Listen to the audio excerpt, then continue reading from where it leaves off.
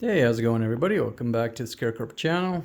Today I'd like to talk about how I went from this to this. Alright, so this is all done, of course, and I just want to kind of step back and talk about the process. If you guys want to see the in-depth video on each of the steps, just let me know down below. So, I want to talk about how you can grow your own tobacco, and if you're a pipe smoker or stuff them in tubes, whatever you want to do, these are kind of some of the things you'll need to get to be able to do that. So up here in Canada, yeah, we have a long enough growing season to be able to grow our own tobacco. It is legal as well.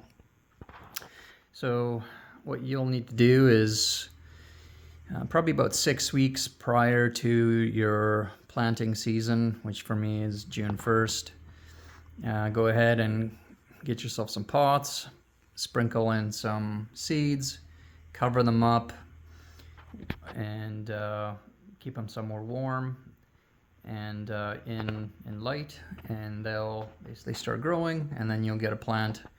This is about 6 weeks, so this is ready for transplant out in a field. It's still March here, so yeah, it's not ready, but I like to play around with some of these. So anyway, so once you are growing it, and at the end of the season, you will be able to harvest the leaves. So you'll cut them all up, rip them off the plant. They'll be much bigger, of course. Make yourself some bunches like this. Okay, I just use a rubber band at the end with a little hook, and I just string them up in my garage till they color cure, which means they'll turn this nice brown color. You want all the green out of it before you do anything. And then yeah, then they'll be kind of ready for the next process. These are bone dry right now just because they have been sitting since fall in my garage. But what you'll do is you'll rehydrate them, throw them in a garbage bag, spritz them down with water, and then put them somewhere warm for 24 hours or so, and they'll become nice and pliable. What you'll do then is remove all the center ribbing from these. So there's a hard rib that kind of comes along the side. You just peel the one side, peel the other side off, and then you'll have just the leaves. And then what you can do is you can case them after that. So casing is just putting some sort of a kind of sugars is really what you're after. You can put some you can alter the taste, but I like to keep it as natural as possible. So molasses is a good one, honey, okay, brown sugar. Mix that with water and in a spray bottle, and just spray them all down, and then that gets a little extra sugar on them. Then what you want to do is build yourself one of these. It's just a wooden box with some dividers. Okay, so what you do is you put one divider down, you'll stand it up like this. Okay, and then you'll put your leaves down one on top of the other till you get about, I don't know, 6 or 7 inches is a good place to start. And you'll get a second block, put that on top, and once you put that on top, then you'll use a couple of these guys and clamp them together, and then you'll suck it down from 7 inches down to about almost 2 inches or so, because it'll compress on you quite a bit. It will leak out some stuff, but that's okay. And that's just the extra juices in that, which this will happen when it's starting to ferment and that, and so that's kind of what you want. And after about 2 weeks, you can go about a month, but after about 2 weeks, it's pretty much ready. So you'll get a block that's, you know, about this size and like maybe like this thick. And then what you can do is you can take the block, and if you have a good knife, you can start cutting them into pieces.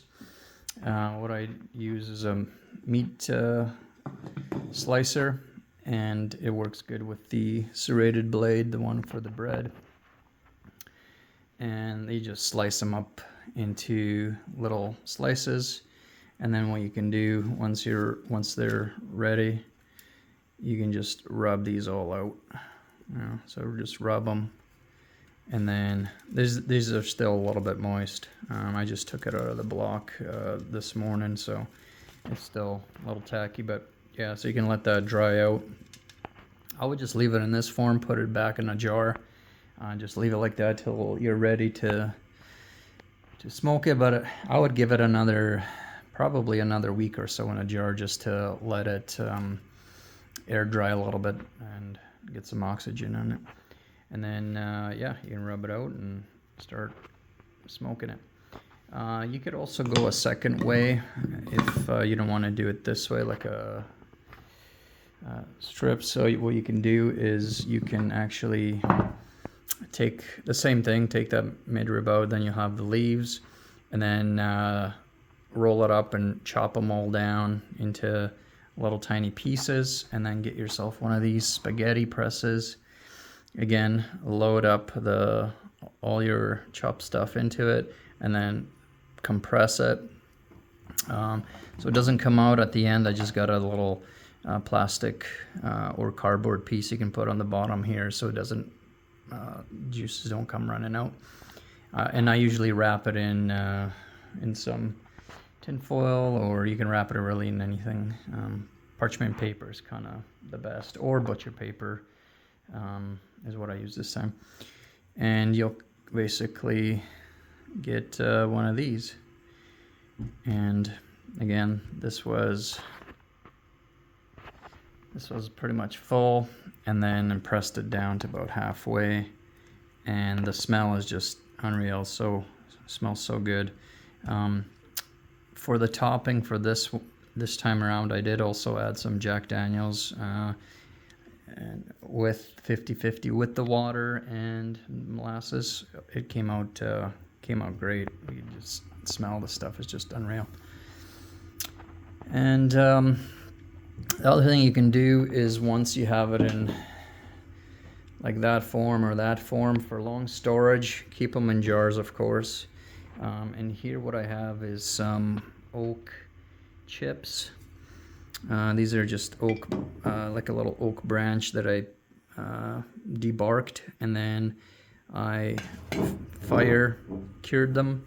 So just blowtorch, and then I just put all of the stuff in here, and then it just kind of incorporates that smoky flavor and that smoky aroma that it'll just incorporate into the tobacco. And then I also get a little fancy for Christmas here. Golden Days of Yore. Kind of redid the recipe for Cornern Deal's Golden Days of Yore. So basically, yeah, I don't remember the recipe, but there's about 12 different ingredients in here that you basically put in a pot. You boil all of those ingredients, and then same thing, take that, strain that water off, that liquid, put it in a spray bottle, spritz it all down, and compress it in whichever way you want to compress it. And then, yeah, this stuff smells like Christmas when you open it, so it's pretty great. Okay, I think that's about it. If you guys have any questions, post them down below. I'd be happy to answer those. And like I said, if you guys want to see kind of the start to finish process, which yeah, it takes about 3 weeks or so. Yeah, it's not too bad. Let me know, and I could probably post one of those. Okay, well, that's it for me, and thanks for your time. Bye.